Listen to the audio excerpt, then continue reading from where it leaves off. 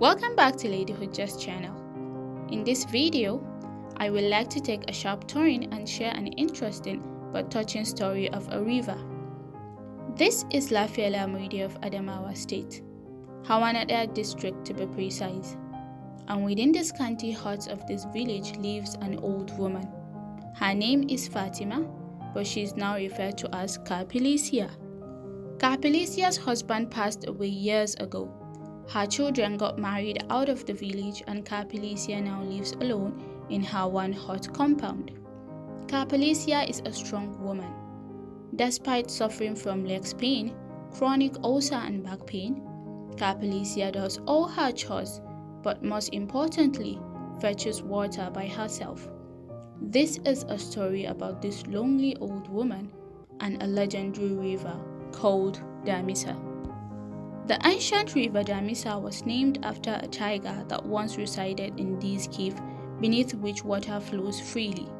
People being people collaborated and used pests to kill the tiger after confirming that River Damisa is the only thing keeping the animal around. Then came the beauty and fame of River Damisa screaming in all parts of the village, drawing people to it. River Damisa has 4 sections.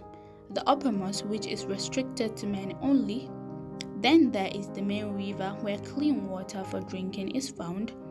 Going down is the children's section where they play and bath. The last section is part of River Damisa that runs freely down the village graveyard into farms and for animals to join in the flourishing essence of River Damisa. Today, River Damisa serves as the only source of water for the people of Hawa and beyond. Only now, River Damisa is drying up. The people of Hawa fetch clean water from the main river, full jerrycans for selling, and do virtually everything with the Damisa river water. River Damisa is the people's center for laundry. The water is used for washing clothes and the stones for drying.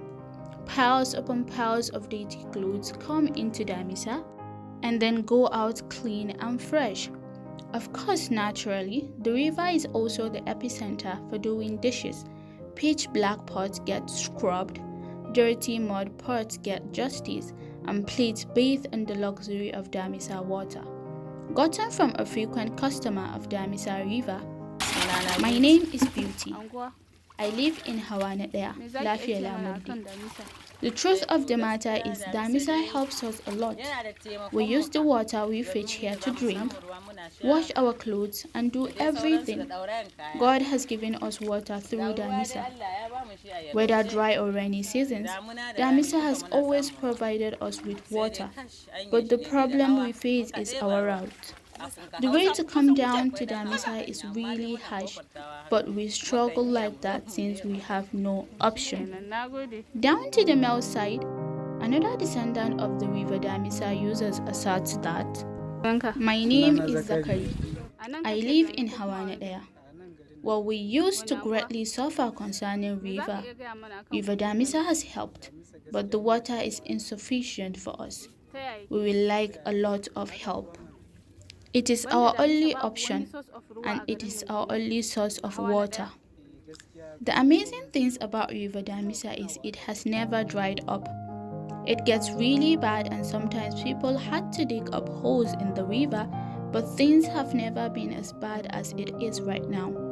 Certain areas in the river are dried up already. The people of Hawa are really worried. The great legendary river is located in between sturdy hills and deep into the heart of a huge cave. Water gushes non-stop from the cave, and according to the people of Hawa in the rainy seasons, water even swallows up the stone entirely, giving enough water for swimmers to celebrate the existence of such nature. For the people of Hawa River Damisa is an unavoidable place. One needs water for one's survival after all, but the journey to River Damisa is incredibly harsh and exhausting.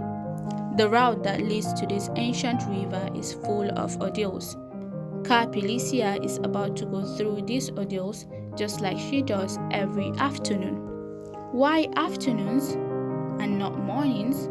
Pilisiya insisted rush hour kids may push her to the ground while in a hurry to get water before school in the morning. But in the afternoon, there is not a lot of people for fear of the scorching sun and sweltering stones. Pilisiya gets ready, grabs her instruments, and like the popular saying goes, the journey of 1,000 miles begins with 1 mile. Pilisiya's journey is not of 1,000 miles, but it sure is of 1,000 steps.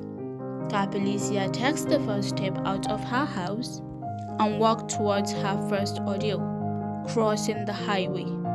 Most days, she stands for minutes waiting, looking left and right to be sure there was no car, but other days she gets a free cross. After crossing the road, then comes the next ordeal, the hot sandy trek. People being people again made holes in the sandy path in search of sand for human use. Pilisiya walked down the sandy path, panting.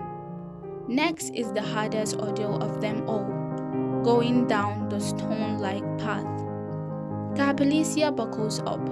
Slowly and diligently, she walks down the road, one rock at a time, sometimes bumping into the same kids she tries to avoid. The final ordeal is getting the water. Pilisiya drags her shoes, removes them, bends her painful back, and fetches the clean Damisa water. After getting the water, Pilisiya repeats all the ordeals over again, only this time it gets even more harsh considering the bowl of water she had to carry on her head. Traveling and resting, working and panting, she finally arrives home tired and famished. Fatima. My name is Fatima. My husband passed away some years ago. My children got married and now I live alone. I do all my chores and I go to Damisa by myself. The road to Damisa is really hard for me. I'm also really sick. I hope people will help us with better ways to access water at home. Pilisiya is getting really worried. With her husband gone and children gone too, it's just a matter of time before her legs fail her. Pilisiya urges people, anyone, the government, to help her. She barely gets enough grains to feed herself. Pilisiya needs help in any way she could. It's enough worry that she needs to find grains for herself. She just wants to spend the rest of her life not having to worry about water to drink.